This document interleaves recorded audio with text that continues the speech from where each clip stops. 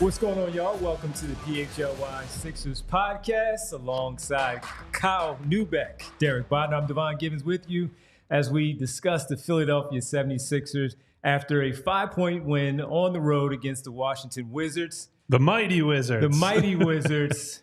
Defense optional as they give up 125 points and 64, I believe it was, we said last night during our postgame in the paint. They need to clean this up, and we're going to dive into it a little bit more. We got the stock report a little bit later. It's my first stock report, folks. I got Devon in a goofy hat. Let's go. I guess I get the goofy. I'm not opposed to the goofy hat. I like to have fun, so we can do that. I'm not mad at that. I'm not mad at that. So we'll get into that a little bit later. Tons of other things that we'll discuss, but we definitely have to get into the defense because it has not been very good. It's almost like me right now with my Achilles. They're doing just as bad as I would do out there since I can't move, and it would be a problem. We're hunting Devon on all switches right now. Exactly. I gotta say, when you started that, I thought you meant like you weren't doing well as like a podcaster and a show host. I'm like, no, Devon, you are doing fantastic. Oh, well, thank you. Fantastic. Thank you. Now, if we were to pull our little mini court out here and we had to do some slide drills, they would go right by me. So that's pretty much what we've seen. I don't know, man. You haven't seen me try to run much recently. I used to be a runner, not so much I haven't these gotten days. to that stage yet of my recovery, but hey, I'm pretty sure you'll do that. But look, defense optional again, 131-125 victory for 126 victory last night for the Sixers, a 5-point Close enough. win. And look, the defense just simply was not good. And Kyle, you looked at some of the numbers. Derek, you also took a peek at some of the numbers, and we discussed it in a big way last night, despite Embiid's 50, which was part of why he needed that 50 because the defense was optional.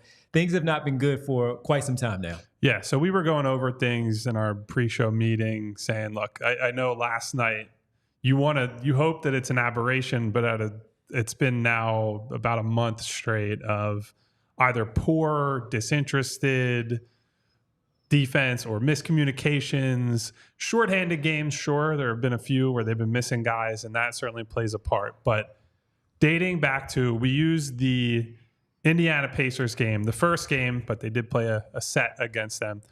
Since the first game against Indiana on November 12th, here's where the Sixers rank in some key defensive categories. They are 25th in defense. And to give you some perspective, the Pistons, who are on a 17, 18 game losing streak, are 26th. That's not good. You don't want to be in that company. You don't want to have the Pistons as company. A key difference is the Pistons also suck on offense. Yeah, they just suck all around. So that's kind of the problem there. 25th in defensive efficiency overall. They are bottom 10 in opponent turnover percentage. And I think that's a really important thing to key on for this team because Nick Nurse wants them to play aggressive turnover creation defense, right? Like that's been his MO for quite a long time. They frankly have the guys to do that, right? D'Anthony Melton, guy like Kelly Oubre, who hasn't been available, but someone who's a ball hawk in passing lanes potentially.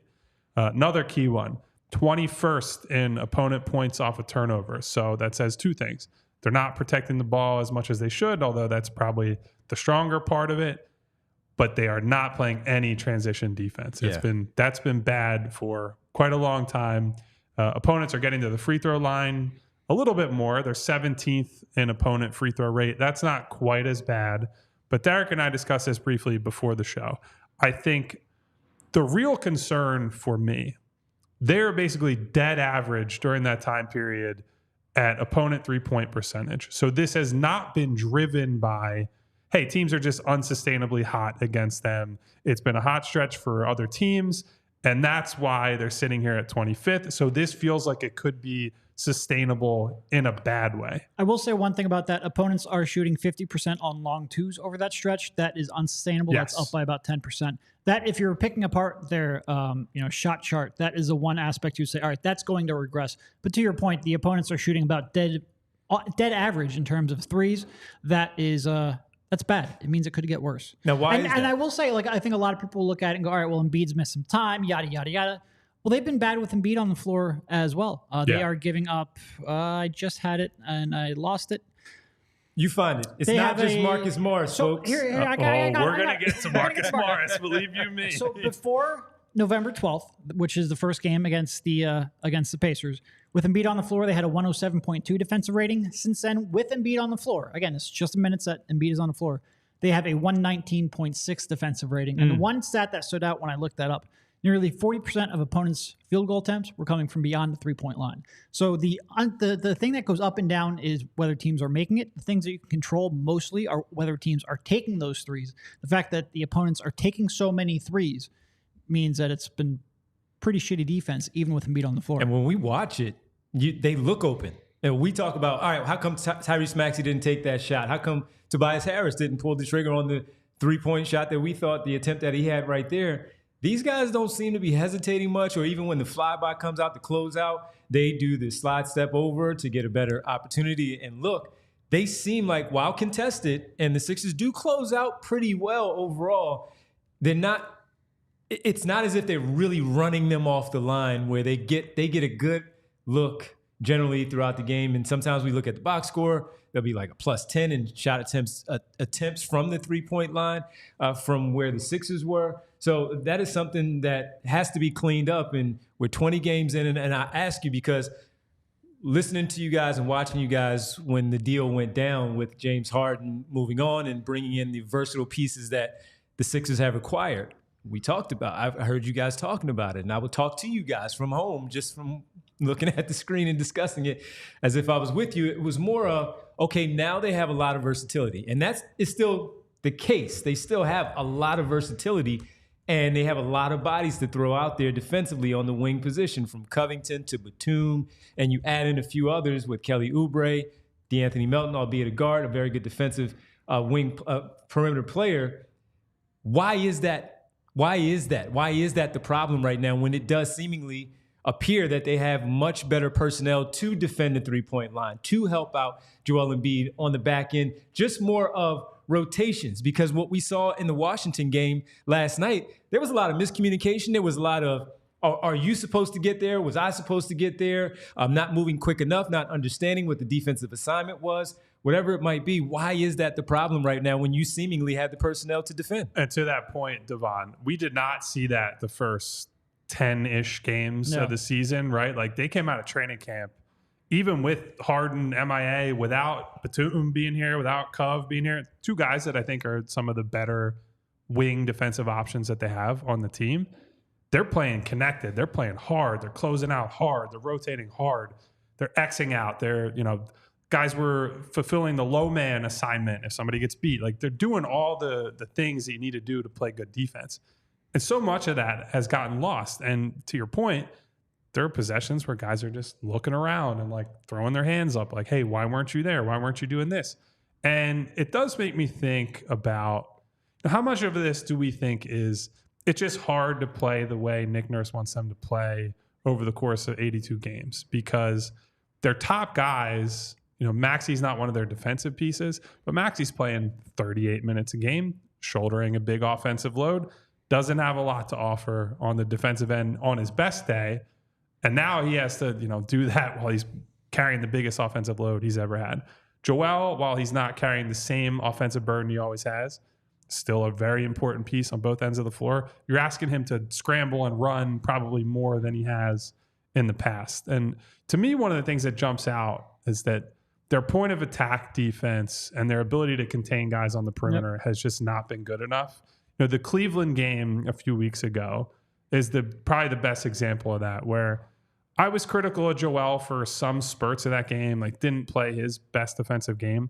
He also was just put in a horrible position for, I would say, 60 to 70% of that game, where Darius Garland is beating that first line of defense. And Joel is put in a spot where either he steps up and it's an easy lob to Jarrett Allen behind him, or he sits back, protects the rim, and Darius Garland, good player, has an 8-foot shot that he's going to make. And there's been too many of those type of possessions over the last month. They rank 23rd out of 30 in teams in terms of defending ball handlers off the pick and roll. Not good. In terms of efficiency, it's not good. That's one thing where Tyrese struggles mightily. That's one thing where Melton, an overall good defender, struggles. You just don't have a real stopper in that regard outside of Jaden Springer, and the coach has elected not to play Jaden Springer. He's really the only one on team that fights through screens on the perimeter well. That is an organizational weakness across the entire roster. And then it puts Embiid in a bad spot, especially when Embiid right now, his effort is up and down. Just put it charitably on defense. It's not playoff Embiid for sure. Yeah. And when he's not putting out those fires just continue to rage on. That's one area where they struggle mightily. They have for years. They continue to do so. And I don't see a quick, easy solution. And then a lot of times when you look at perimeter players and you have somebody elite on the back end to clean up your mess, you do give a little less percentage. Give the red carpet to the guy a little bit. Exactly. He'll clean it up. But I thought you were showing me the stuff. No, we're not there yet. Yeah, no. But one thing about that's a problem is the opposing offense, they are doing a much better job of putting Embiid in those actions to get him to have to make a decision whether he has to hedge out or simply like we saw last night where Washington had Bilal Coulibaly out there on the perimeter, pulling Joel Embiid away from the basket, forcing him to make a decision. And they were just simple back cuts right to the basket for some easy finishes, dunks, layups, even when it was slide over and pick up a man to kick out to the three-point line for a much better shot. That's where it was for them last night. They cannot rely on Joel Embiid to clean up all of their mess. And he is really the only line of defense on the back end. Whether it's Paul Reed, as much as we've given him credit, that's not his thing. He's more of a good positional slide, understanding the principles of what the defense is. It's not really rim protecting. And Mo Bamba, that's not his game because he's not playing. And we've talked about some of the others when they do go small ball 5. They're not going to do that either. So they have to figure out how they're going to clean up some of this. 20 games in, so still plenty of time to figure it out. But they cannot just simply rely on him to clean up the mess with the Matador defense and just opening up the red carpet and go ahead, part the Red Sea and allow him, the players to get to the basket to finish, because that's not going to be good as we look and evaluate overall for the season. Once we do know what we all are watching for is the postseason, they will get knocked out again early. Yeah. We do have a super chat that I want to bring up because we've been ignoring it for a little bit from Ash. Not really a question so much as a comment from him. He says they are helping for no reason, being caught in no man's land. We sort of talked about that a little bit there with drivers, and it's insane. These are some basic fundamentals that we all know as basketball players. I don't disagree. Like, there is certainly a lot. I think Tobias is the king of this, of meandering help with no real. He's not really helping on the drive, and he's certainly getting himself out of position off ball. But that's a problem throughout the roster. Yeah, and look, one of the things that you saw early in the season is Nick wants them stunting more on opponent drives. Like, they do want to help probably a little bit more than they did last season. That, you need somebody who's making quick decisions and covers ground quickly. Yes. Yeah. There's also the downside of that, where when you put somebody like Tobias in that spot, a lot of times he's going to put himself in a bad position. And I would say this too. One thing I think they're missing is versatile defensive players, right? Like, they have guys who I think in the right matchups, in the right spots, can guard their man, guard the yard, all that. But DeAnthony Melton, for example, good defensive player, probably overrated as an on-ball guy. But if he doesn't hold up against his guy, you can't ask, Nick Batum or Tobias Harris to then go and take that matchup. Tobias and Batum on their best days are still probably not equipped to guard a 1 or a 2, like a guard-sized speed player. The that's just not of Cleveland. Yes, I mean, Tobias has had some success specifically against Cleveland in the past. Had a really nice game against Darius Garland. I want to say it was either last season, maybe the year before, that he had a whole half where he shut him down. But I would say that's an outlier for him, right? He's better equipped to handle threes and mostly 4s. You apply that to the bench. Robert Covington at this stage is more of a pure 4 than anything else. Yep. And he's got off-ball utility, off-ball versatility. He is not a lockdown one-on-one defender. And so when there's a fire that needs to be put out, I don't think they're equipped with the sort of defenders who can do that. It's not, I know OG Anunoby's name came up in the chat. They don't have someone like that, hey, this matchup's going poorly, just throw OG at the problem and it's mostly solved. They don't have guys like that right now.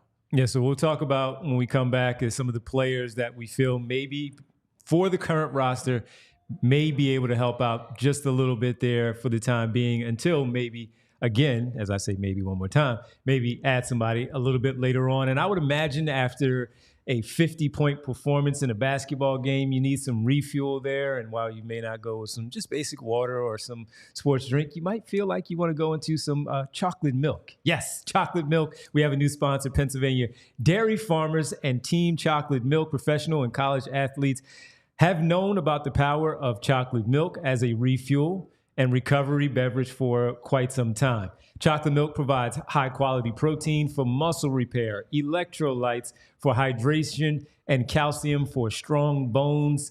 That's why studies consistently show that chocolate milk is an ideal sports recovery beverage, whether you're recovering after a workout at the gym, a run around Boathouse Row, or a bike ride on the Schuylkill Trail, or maybe, again, dropping a big number in a professional basketball game. Chocolate milk is an ideal post-workout beverage. Taking care of your body doesn't end when the clock hits zero on your workout routine. Give your body what it needs to properly recover. What could be better than a scientifically proven recovery beverage made right here in Pennsylvania that also tastes great? Well, learn more about how chocolate milk can help you refuel and recover after your next workout by visiting teamchocolatemilk.com. We also want to tell you about Wheelhouse Cards. Wheelhouse is our go-to card, gift, and apparel shop in the Delaware Valley. Their motto is cards and community, because love of sports unites us all. They carry all of our favorite card brands like Topps, Chrome Baseball, and Mosaic Football, as well as t-shirts, hats, hoodies from brands like Mitchell and Ness, 47 brand junk food starter, and Scheib Vintage Sports. If you're looking to grade your sports card collection, Wheelhouse offers PSA grading submissions. They also host tons of different family-friendly events and birthday parties every month. Stop into either of their stores in Wayne or Westchester. Open 7 days per week at 11 a.m. Use code PHLY and get $10 off any purchase of $25 or more in store. Also, be sure to give them a follow on Instagram at Wheelhouse Cards.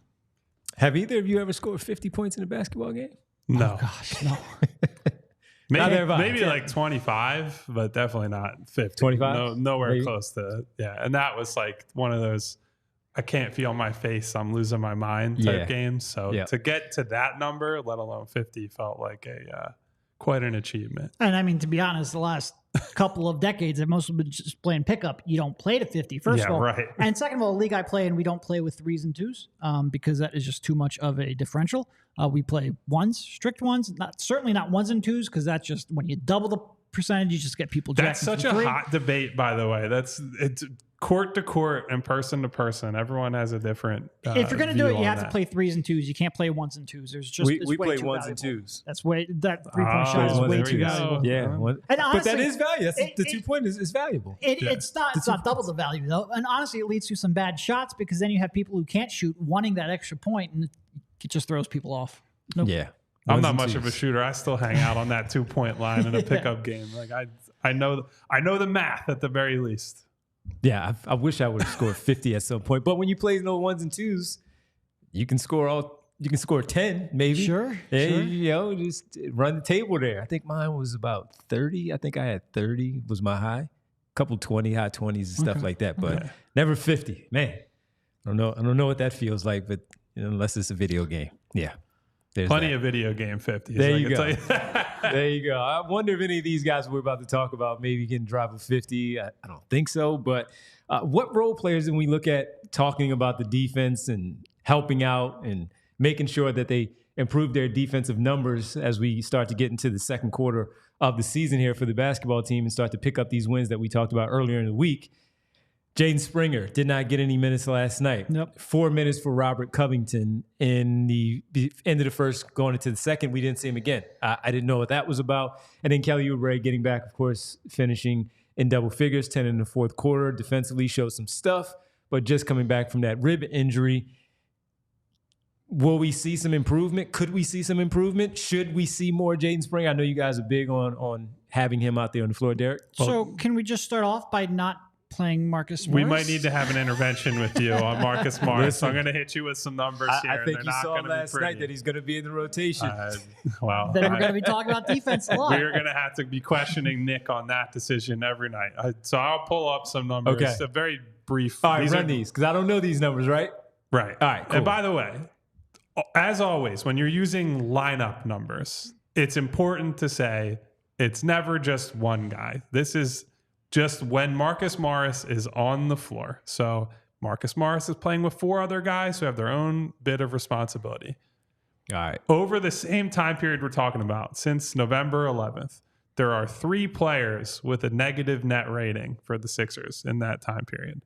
Patrick Beverley, and he's just barely negative. It's negative 0.2. I would say for a bench guy in lineups that are all over the place, that's completely acceptable. Okay. Kelly Oubre, but he's played 1 game. We don't have to care about that. Marcus Morris is minus 12.4 points per 100 possessions just by having him on the floor across the last 11 games. And he's only playing a little over 13 minutes a night. Mm-hmm. So Marcus Morris's presence on the floor is the single biggest indicator that you have that the Sixers are going to lose minutes over the last month. Do you know what their defensive rating is with him on the floor? This is for the whole season, not the last month. It's like 120, I want to say. You are way generous. It's worse. 133.8. Oh! Opponents have a 64.3% effective field goal percentage in those minutes. Now, is it a limited sample? Sure, but that is dreadful. Opponents are shooting 59% when he is the closest defender. On season, their average is 48.7%, so they're shooting 10.3% better when defended by Marcus Morris than they do throughout the rest of the season. That is, of the players who actually play, that is the worst on the team. The next worst is DeAnthony Melton at 2.3%. So it's a jump of 8% from DeAnthony to Marcus, essentially. It's not great. It's not great. It's not great. And I'm well aware of that. To put that in perspective, Embiid is the best regular, actually Jaden Springer, he's not in a regular rotation. So we won't talk about him. In terms of the best in the regular rotation, Embiid holds opponents to 5.9% worse than their season average. He's the best defender on the team by this metric. That means that DeAnthony Melton is closer to Joel Embiid in terms of defensive impact than Marcus Morris is to the second worst defender. Listen, that's crazy. I am well aware that he's not a good defender. To put it lightly. Yeah, I'm well aware of that. My point was more the offensive side, but no, it's not good. And if I was going to go in defense mode, it's more, all right, who's he out there on the floor with? When we saw who was that second quarter lineup last night? It was Reed, Morris, Covington, Beverly, and Oubre. I think it was Oubre in that. I mean, that's a decent defensive group, at least. It is. Look, you have to that point, Devon. Right. A lot of minutes that he played in that stretch were in those configurations without Joel, where he's essentially playing center. Right. And we all agree that I don't he should blame not, him for not being a center. I blame Nick Nurse for trying to use him in lineups as a center instead of playing Paul Reed and Mo Bamba. That's actually that 133.8 defensive rating. That was with him at center. I misspoke on that. Okay. So I think the overall it is close to 120, which is still horrendous. It's not good.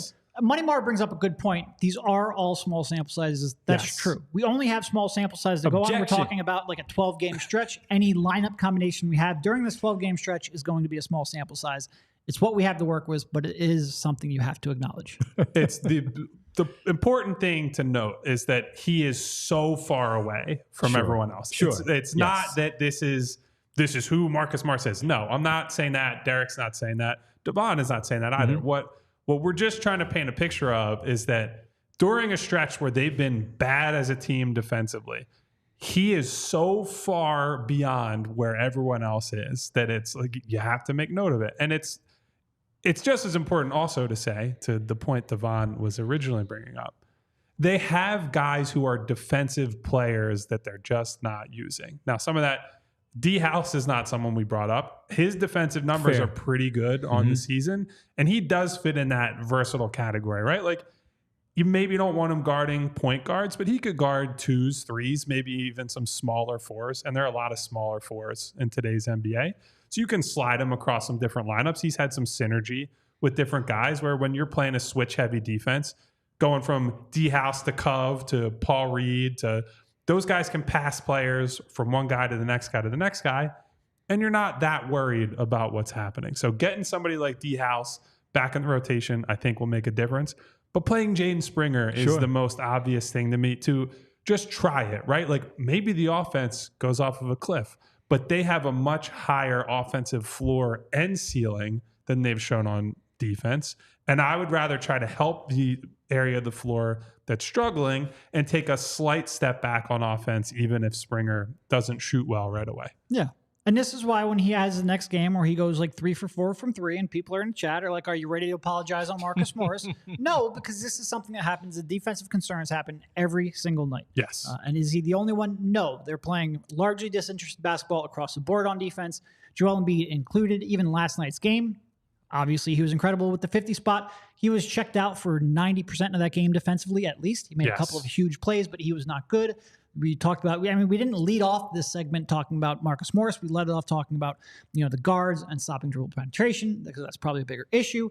But playing Marcus Morris is not in any way helping. That's for sure. Yeah. And I wonder how much with Kelly Oubre when he was in the lineup before the rib injury, he played pretty well defensively, much better than I thought he was even capable of or interested in at this stage. He bought in. You're absolutely right. And that you were talking about it before, like 20th in turnovers forced since the 12th or something like that. Part of that is because he was out of the lineup. Right. He can certainly, get deflections, get them out in transition. He will help. For sure. Yeah. So once he gets his legs back underneath him and he's back in that regular rotation, certain things will start to play out where maybe those lineups, even if he is Marcus Morris getting a couple of minutes, maybe those lineups might look a little better with Kelly Oubre and his length and his athleticism, getting in those passing lanes and getting those deflections and maybe forcing a shot with just under 3 seconds left on the shot clock where they has to hoist something up because the defense, the movement overall, the gravity, as Kyle likes to say, is just all over the place where everybody's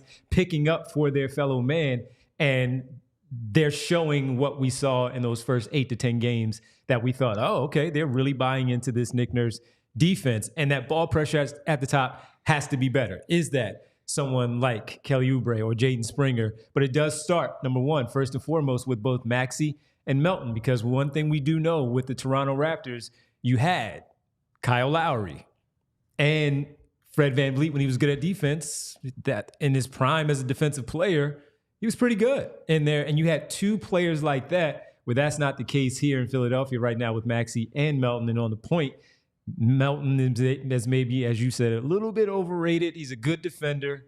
He's a pretty good defender, but on ball, not as good as we would like to talk about overall. And Derek brought up Joel's name with the effort. I do think, and I don't want to pick on Joel specifically, let's say the leaders of the team. So I would say Joel, Tyrese, Tobias. The example that they set on defense, and Joel first and foremost, is really critical for everyone else, right? Because you can say whatever you want, like everyone should be a professional and do their job regardless of what's happening around them. But generally, when you're on a team and you're especially professionals, you follow the lead of the best guy on the team. They set the culture, they set the tone. Whatever they think is acceptable is generally what becomes acceptable for everyone else. So as much as we can give Joel a pass because he's got such an offensive load, he came into this season busting his ass on defense coming out of training camp. We saw him flying around in a way that we hadn't seen him do in, frankly, probably 4 or 5 years on a regular basis. And the second that he started taking his foot off of the gas, everyone else did. So I'm not saying that he is personally responsible for everyone else not buying in, not rotating, not doing their jobs. But when he shows that he thinks it's acceptable to dial it back a little bit, to say, I'll play like 60% of this game on defense. I'll play 40% of this game, even if it's 80 or 90%. The other guys see that and they follow his lead. They take after him. Oh, well, it doesn't really matter if I blow this rotation or I don't communicate on this play. And that's a slippery slope. I understand it's the regular season. These guys are not going to go balls to the wall 100% every play, every single night.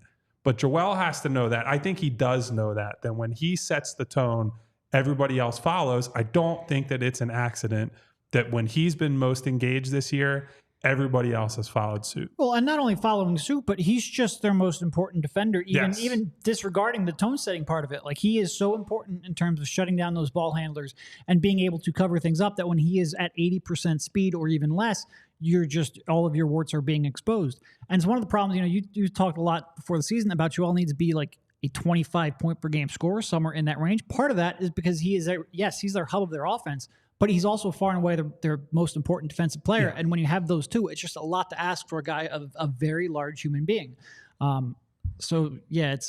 He has not been as good. I think at times it's understandable because of what he's asked to do offensively, but he needs to be better, certainly when it counts, like in the playoffs. And that's one thing I've always said. His offensive efficiency drops in the playoffs. Yes, that's true. But his defensive effort in playoffs is pretty consistent and pretty consistent for a full 48 minutes. I don't really have much concern in that regard. And by the way, on the points, leading the league in scoring yet again, 33.1 points per game. I'm with you. I felt like dropping down to about 28 was ideal for him this season because you have Maxey taking a step up. You have some other offensive players there in the lineup where you can take some of that offensive load off and preserve your body a little bit on the defensive end to be that elite rim protector and defender overall. And we know how important he is as a defender when you see him alter shots and guys are scared to attack him in the paint when they are fearful that he is there, to just altering shots that have no shot, absolutely no shot, because he is, in fact, back there. So we'll keep this one going as we go. But, I might need a Joel Embiid card or something, since we talked about Wheelhouse a little bit earlier. But if you want to see Joel Embiid in action.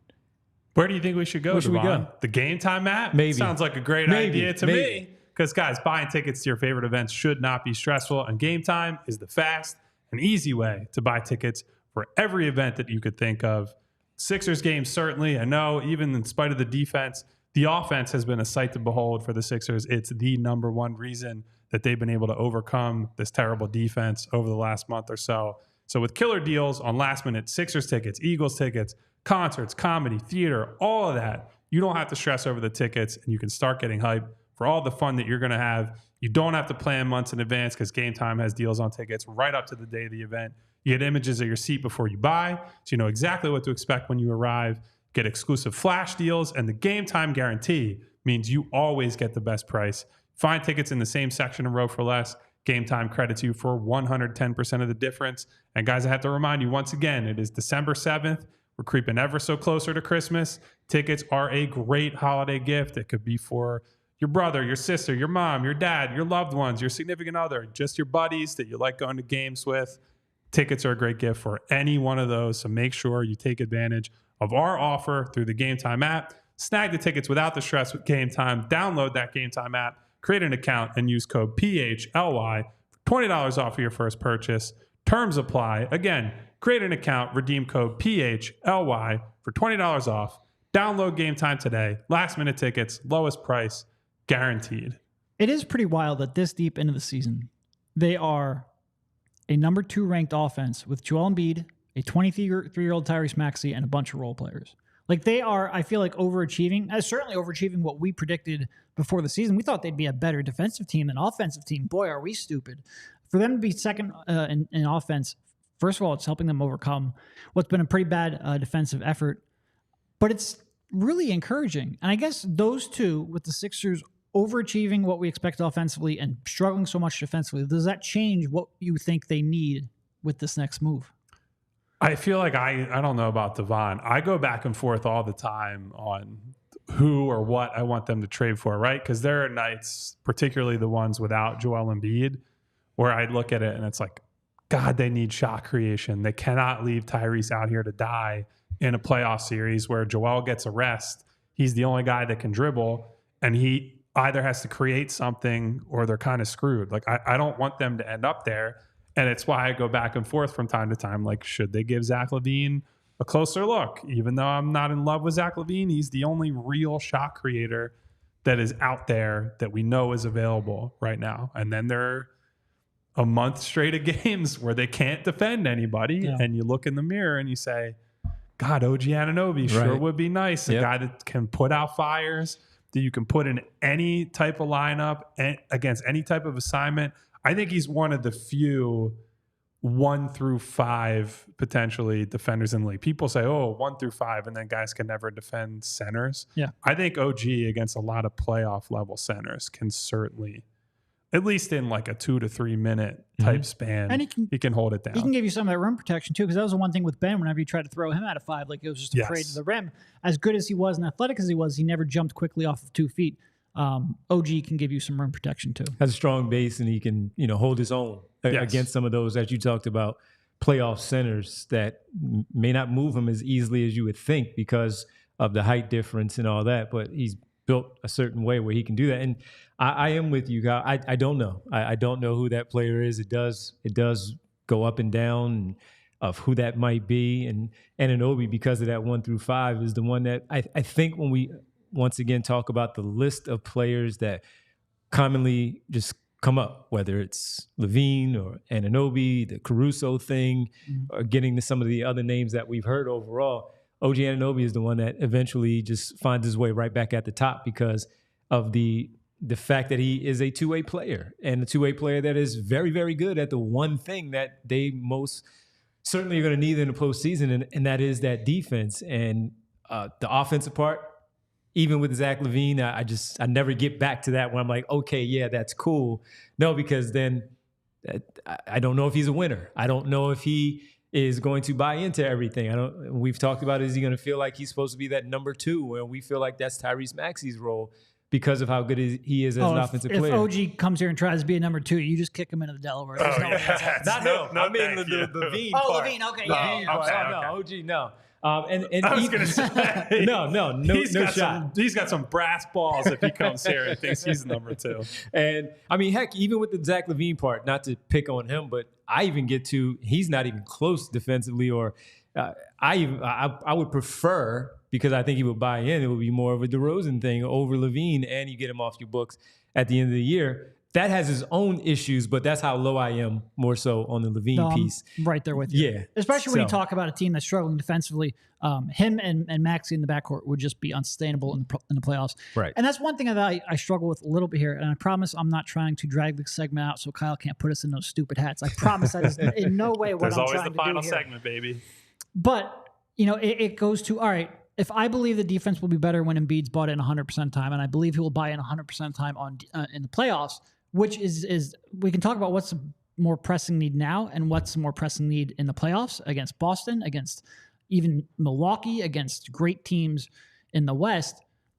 That's why I'm not certain that like a defender like OG is actually the primary thing that you need right now. Like I still think that a third real creator is a very big need and will show up a lot more in the playoffs when teams are scheming against the Sixers, especially a team like Boston. But it is a good question, and it's one that I'm glad that we have a couple more months here to watch and analyze before we actually, not that we actually have to answer, because our pay grade is not one that would be making these kind of decisions, but one that at least we have a little more time on before we truly have to go on the record and opine about. Well, and a guy who is coming up today and has come up in a bunch of other chats that doesn't really fit either of these archetypes we're talking about is Markkanen, which if you want to juice up the offense, put a guy who will shoot 10 threes a game next to Joel Embiid in the front court, I think is a better defensive player than I certainly thought he was coming out of college. But that one, I don't think is going to happen because I think the price is too high to get him out of Utah. He's on a cheap-ish contract, or actually very cheap contract. I believe it's something like $18 million a year this year and next. I don't even believe next year is fully guaranteed, which is crazy given the ascent that he is on right now. But let's say you're able to somehow get him. You unload a bunch of chips to get Lowry, get him in here. And then you also are able to get a defensive presence like Caruso. Yeah. I just don't think they have the capital to make 2 moves like that. But that's maybe ideal. Then, because look, Tyrese has made that jump as a creator. We think he can probably be, or we want to hope that he can be, the number 2. Then you get a Markkanen who I think slides in as a great number 3, and you get an ass kicker on defense who's going to come in, maybe give you like a little bit of juice off the dribble. Certainly Caruso is more just like attack closeouts, take open shots, but he's a real point of attack guy. Like that's somebody that you stick on any 1-2 and he's going to get in their ass and really make stuff happen. So that to me could be like the pipe dream goal. Sure. Best case scenario. That's absolute best case scenario. Like I think Danny Ainge would probably ask for, like, let's be honest here, good white player in Utah. It's like you got to pay a fortune to get that guy. Yeah, it's very much the best case scenario if that was it, and if that was the one, man, and I stay away from that name just because I don't think it's going to happen. Yeah, but yeah, he would leap to the top over even Anunoby in that case for that reason. And if they were to find a way to get Caruso, that would just be robbery to be able to get both of those. And when you talk about the contention in the East and overall in the league, they will most certainly be back very high in a lot of people's conversations about being in that contention for a championship. And when it comes to the Anunoby part, I was laughing because in the chat we had it was Martian Lynch 33 says, Devon, with everything involving OG Anunoby, his defense is carrying that quote two-way designation. Yeah. Absolutely. But hey, that happens in a lot of cases too, right? Yeah, for sure. So it's going to be fascinating as we continue to talk about it and find out who's going to be available as we get closer to that deadline, who's going to be made available, what teams are a little bit lower than they expected to be once we get there, what names pop up out of nowhere that we had no idea of who that player, like the number one disgruntled player, as we always talk about, we don't know who that is yet. Well, James Harden was the number one.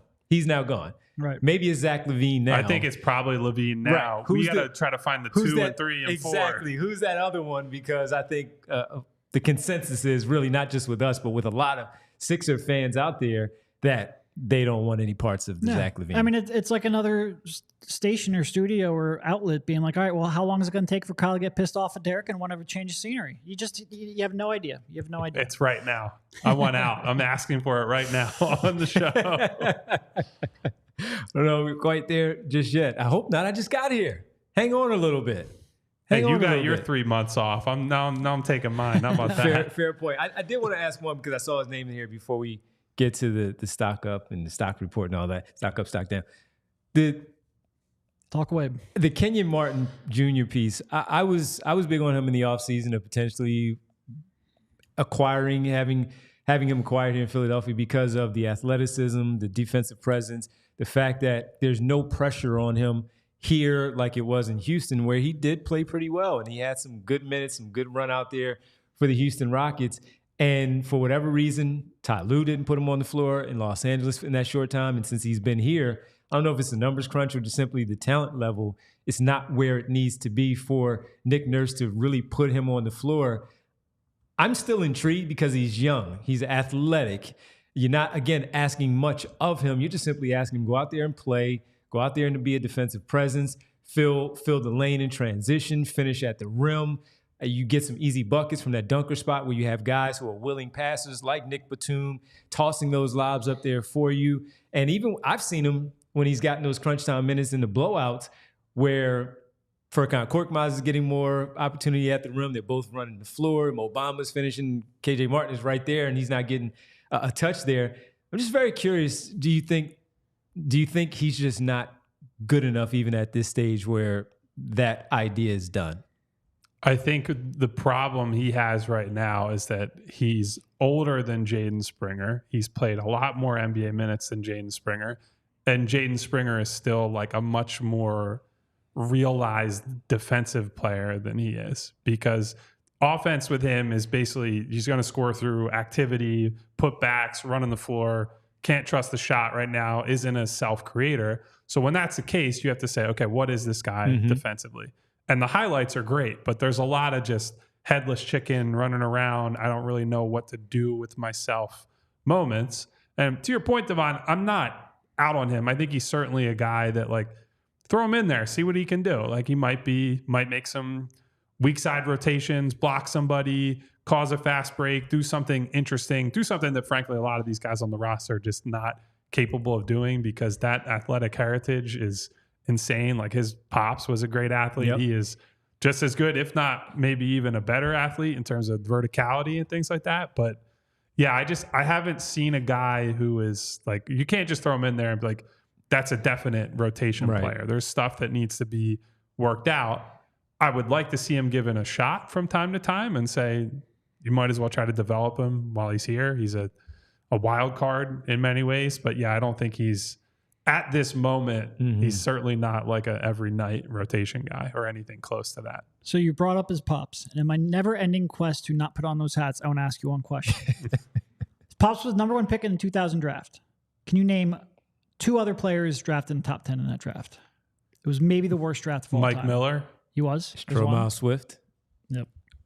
Stromile was 2. Darius Miles was 3. Marcus Fizer was 4. You mentioned Mike Miller. That was 5. DeMar Johnson was 6. Chris Mims 7. Jamal Crawford 8. Prisbilla 9. And Keon Dooling 10. I always forget that Jamal Crawford was a top 10 pick. The worst draft Chicago. in the history. I'm good at that NBA stuff. draft. I could run the teams. If you just said, all right, give me position, I could run the teams off. Darius Miles, Clippers. Yep. Prisbilla, was he... I think he was Minnesota? Grizzlies. I think it was he ended up playing for the Bucks, but I think Houston maybe. I wanted to say Minnesota drafted We him. ended up- He was his Agreed. college was Minnesota. Yeah, you're right. I thought he was Yeah. the Grizzlies, but I might be making that up. Yeah, Joel Prisbilla. Okay. I think he Fizer was a the draft. Bulls. I think as a rookie he played for the Bucks. Okay. Right, you're right. Marcus Fizer, Bulls. Yep. Jamal Crawford, Bulls. Oh no, Stromile Swift. He Stromile was Swift the Grizzlies. He was the That's Grizzlies. what I was saying. Yep, absolutely. All right, well, A real Vancouver- remember some guys moment on the podcast. Vancouver I love back in the that day. stuff. His first year was the year before they moved to Yes. Memphis. yeah. Well, no bobbleheads of those guys behind us. They weren't around long enough. As you just said, that draft was not all that great. But FOCO, they do have those bobbleheads, and some maybe if you want to check in and see if you can get some great things for the holidays. Is the leading manufacturer of sports and entertainment in merchandise with the product line includes apparel, accessories, toys, collectible, novelty items, and more. Best officially licensed gear for all sports and fandoms out there. It's football and tailgating season. Overalls, hoodies, hats, sunglasses, bags, everything you need for the game. FOCO has hooked PHLY up and provided awesome pieces for our sets that you see regularly behind us. FOCO always has our back for Philly sports, and they have yours too. Get the best gear around by using the link in our description for all non-presale items.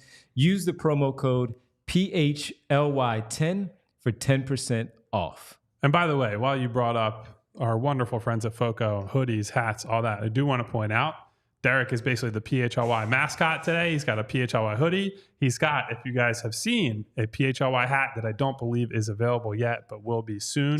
We are currently running the once a year discount on Die Hard memberships on all PHLY. A lot of benefits to that, guys. You get discounts on merch. I know you get a free t-shirt on top of that. Discounts on events. You get access to exclusive content that we are producing pretty frequently on all the different beats. You get Discord access, which I know we have been making a real effort to make that a community as some other unnamed social media platforms continue to fall apart. We've had a lot of great conversations in that Discord that, that's one of my favorite parts of what we started building here. So there is a discount on that. I believe it's $59.99 right now for anyone interested. And while we're also on that subject, want to point out, we do have a PHLY Sixers takeover coming up on the 15th. You guys can buy tickets. We're all going to sit together in one section. We're going to hang out before a game. We're going to get passes to go down by the floor as the guys are warming up prior to the game against the hapless Detroit Pistons that we have mocked on this show quite a bit. I sure hope they don't lose that game, but we'll hang out. We'll talk some trash. We'll talk about all of that. So just head over to allphly.com. The takeover is in the events section. I believe you should be able to see the Die Hard sale somewhere on the website. If not, you can check that out on Twitter, Instagram, so on and so forth. So It's right there on the homepage, I think. yeah.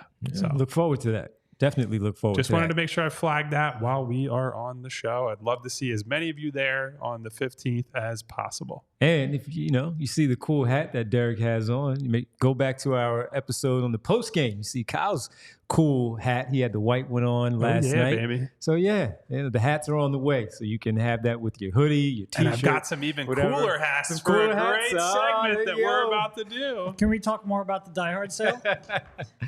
This is my first Gotta do this opportunity to wear incorrect the. way. Now, why did you go with green? Did you go with green for the the birds. It's just the old accountant style visor. Now I've had people in the chat say that they look like gardening visors as well. I think they're multi-purpose. I actually read some research on this at one point. Why? Let me see. The accountants used to wear these, but I have forgotten exactly why. But we're going to do a stock report, ladies and gentlemen. I need like a pin or something to go on the side. You know how they would have the pin, and it was sometimes they would have certain things written on the hat. I think I need to soup up the hat a little bit too. Well, that's like, you remember, I think I brought this up on the show once. You ever seen the Making the Band Chappelle show episode where he's like, you're just going to sit there and do your taxes, Ness? And he's got the printer and the visor and all that going on at the same time. Yeah. So, all right, ladies and gentlemen, it's tax season. It's tax season. Stock report, man. Who's up first, Devon? You get to pick. It's your first segment, so you'd say stock up or stock down on who, what? Obviously, the defense is down. That's well established. Well established. Let's go stock up, stock down on DeAnthony Melton. How about DeAnthony Melton? We start up with DeAnthony Melton. You want to take that, Derek? I think I'd go pretty flat, if I'm being honest. I'll go slightly up because he continues. Which one is? That's down. There you go. Slightly, but it's like it's a very slight up. Like he's pretty much playing like he was before. I feel like we gave him a stock up not too long ago when he was shooting the shit out of the ball. He's still playing pretty well. He's not playing quite as well, but he's, we talked about a little bit with the defense where he can struggle to get through screens at times. His shooting has been good lately, but not as good as it previously was. But he's not playing poorly for sure. He's giving them a lift. So I don't know if you guys caught this after the game last night. I will agree with Derek. Stock up. If he wants to hand me the sign, I can wave it around like a circus animal. I think one person raising the sign. Look at that. Yeah. Stock up on DeAnthony Melton.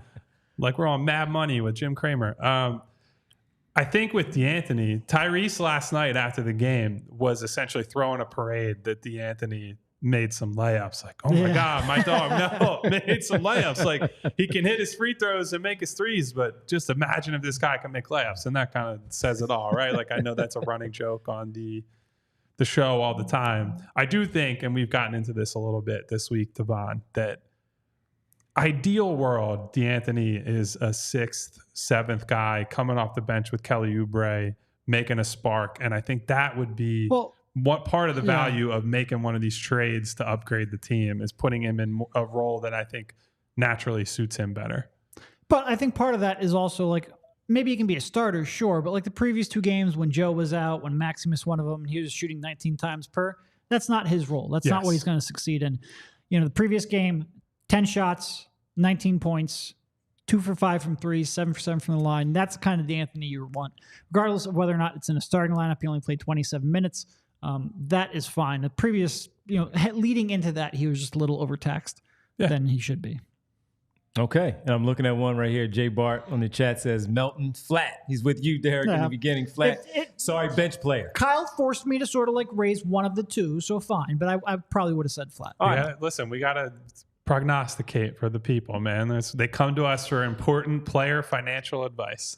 But prognostication could be he's playing flat. Like that's fine. That's boring. I'll give him a tad of a stock up on that one. I'll give him a tad on the stock up, especially like finishing at the rim, to your point, and even coming back from, being probable, but dealing with the sickness and still playing pretty well last night after, most importantly, not getting off to a great start in the early minutes. And Kyle and I looking at each other and Derek like, might be one of those rough nights where he needs some chocolate milk or something because to get that boost of energy because it just simply wasn't there. And then he turned it up, finishing with 19, knocked down a couple of threes, finishing in transition. They had a great 2-man fast break where Maxey was in the middle of the floor, underhand scoop, didn't even put the ball on the floor, right to Melton and finishing at the rim. I actually thought Melton was going to give it right back to Maxey because it just seemed like a better fast break. But no, he kept it and just finished at the rim. So I like it. I'll go stock up on that. Let's go back to the bench real quick.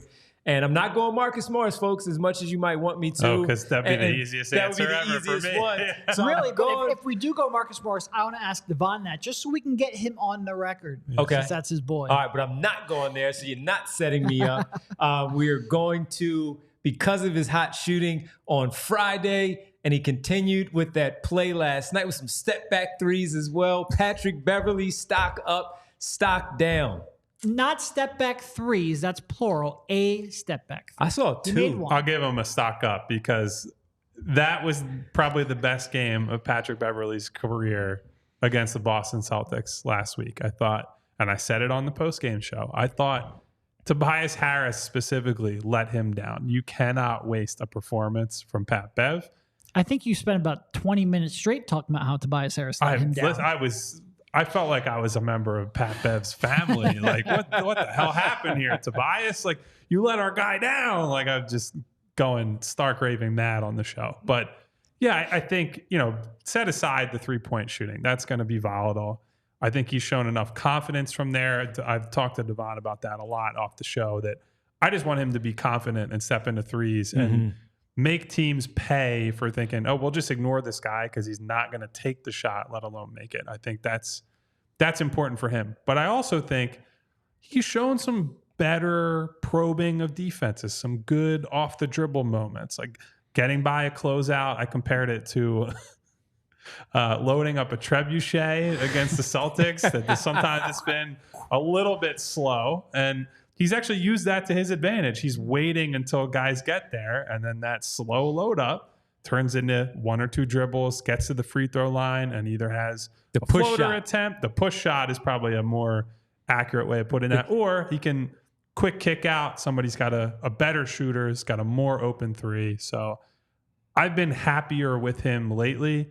It's taken me a little bit off of they desperately need a backup ball handler island, but I still in my heart of hearts think they need an upgrade there. But I think if you were to get that guy, I now have more confidence that Pat can be, I don't want to call him a 2 guard, but he can be that second guard on the floor and do some interesting things from that spot. So the results of the first one, 100% for DeAnthony Melton. And Bree put that up there in the chat area for everybody to vote. And we'll see what the ultimate number is for Pat Bev. I'm also stock up on Pat Beverley because early on he showed some decent splashes there in certain games, but more often than not, it was more of I still need a second ball handler because DeAnthony Melton certainly isn't that. Pat Beverley is not showing enough. And then all of a sudden, the uptick just went boom. And it's not only offensively, it's defensively again, where he's back to being that engaged guy. When you talk about probing, not just the middle of it, it's more even when he goes on the baseline. Yes. And he's probing. If it's not there, if it's not a dump off in the middle for somebody to finish or a layup opportunity for him, the one-handed layup that he just picks up, goes right up, which is a good shot, kicking to the corner, whatever. He just keeps his dribble, doesn't give up his dribble to allow himself to get caught on the baseline, trapped, bad turnover. He's doing everything right now. So I would say stock up for Patrick Beverley at the moment. And give one final one? Can I give one final one? Sure, yeah. I wasn't going to ask you guys if I can go coach, but I won't. I think we did that recently, didn't we? I think Right. last week Yeah, we you talked. did that We one. actually gave him a bit of a stock down it was mostly the defensive stuff we're talking about today, where we've been super impressed with what he's done on offense. But when you're 25th in defense for a month, that's By the way, Pat Bev, 85% stock up, 14 down. Thank you, Bree. Honestly, I would have thought Bev would have been pretty much unanimous because it was the game of his life, and I thought Melton would be a little he more... also had a great game against the Lakers recently, too. He's had some real good ones. I thought Melton would have been a little more mixed because he had 2 games where he was shooting like 35%. I'm a little surprised by the results, honestly. Okay, the chat is asking for it, Devon, and I'm just going to pass you the sign in advance for Marcus Morris. Here we go. Marcus Morris, stock down. But you have to hold it. Just touch it, even if it's just a finger. 545. Sorry to block you out there. Says I'm going there, Devon. No, Marcus And Morris. by the way, stock report, please. We just gave him a stock up last week. We did. You did. We admitted it was a penny stock, so there was a lot of room up to go. He only went up a little bit, but he has already come back down. I think my last one is more because I want to hear what the people think.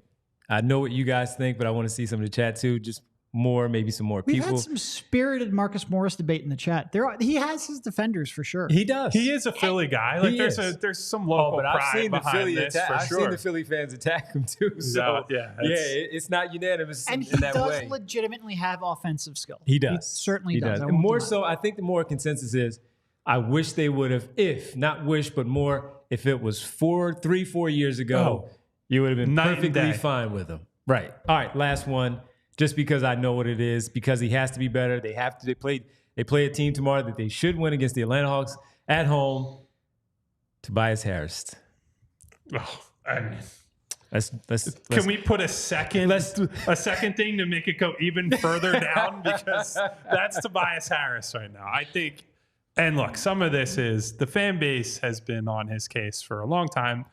To some extent, rightfully so. He's been a big anchor. They gave him his credit, though, at the beginning of the year. Yes, they did. They did. And he is in the midst of, I don't know if it's quite his worst stretch ever here, but it's very close if it's not, because he's everything that he's doing right. The big part of the defensive problems, right? A lot of miscommunication, some poor effort, bad rotations or no rotations in some cases. Not shooting enough threes, and when he's shooting enough threes, he's not making any of them. As Derek pointed out on the show last night, you can't protect your percentages when your percentages are dog shit. That's doesn't really work that way. Yep. And Devon, I know you've been hammering this point early and often. You can see when he's in his own head, and I think he's just been constantly in his own head over the last 2.5 weeks. Yeah, so it's really 3 stock down cards here. Just the line across is it's that bad right now, and he has to snap out of it. Derek is right; he typically does, and he'll have a stretch of 5 to 7 games where he's really, really good. Yeah, but then that's where it gets us and the Sixers fans out there the frustration, because we know you can do that, and that's where the problem ultimately comes into play. And Bree put it perfectly here. Stock up, stock down, stock way down on the chat, because it's stock way down for Tobias Harris. And I think it's pretty unanimous at this point. Stock way down, but with Marcus, he's in the color star territory of penny stock. Oh, who wins that? Is it? No, Tobias is more down because he had a higher starting point. And we're not talking about he should be starting over Tobias Harris. This is more of the question. And yeah, the stock way down is more for Tobias Harris than it is for Marcus Morris. Yeah, there. if you had to compare Tobias Harris to a Fortune 500 company, do you think you could do it? Like, what's his equivalent? Twitter. You said it, not me. You can get back there if you do the right things. Well, now it's a private company, so they're not on the stock exchange anymore. Fair. You know. That's pretty good. And I hope this too, with all the people with the stock, because I love this. I love watching it. And I love that I'm a part of it now with the visors. If you are a true stock up, because I see it in the chat, are you also buying the visor? Are you wearing the visor when we do the stock up, stock down in the moment? We might have to, if we can get people wearing them, I might have to get us some sweatshirts or something for this specific segment. And we need some pictures of you with your visor on. I mean, if Derek doesn't feel bad. If you're going to show up to the meetup at the Wells Fargo Center, bring a visor. I will not be wearing this in public. I'll tell you that. It's one thing on YouTube. I am not wearing one to a game. So if you do, you're a braver person than I am. You know where you got these. We should get one for every person that shows up. We can just have a section of visors. A section of visors. Biggie says Tobias is Snapchat. I don't know what their stock outlook is, but I think Instagram stole their shine in a big way. So I want to be clear. I can see that. If you do come to our takeover, we're not going to force you to wear these ridiculous hats. I don't want to scare you away from coming. We would love to see you. And then you would be on the big screen if you did that. Yeah. Here's one that actually Dan in the chat brought up that I'm curious if you guys have listened enough to have an opinion on this. Stock up, stock down on Doc Rivers as an ESPN color commentator. I've listened because I've had time to listen. Yeah. Stock down. I 100% He's agree. not what he used to be. He's not what he used to be. I also wonder, because I don't know where he was at that time, where oftentimes we hear the coaches get to this spot and they don't want to say certain things.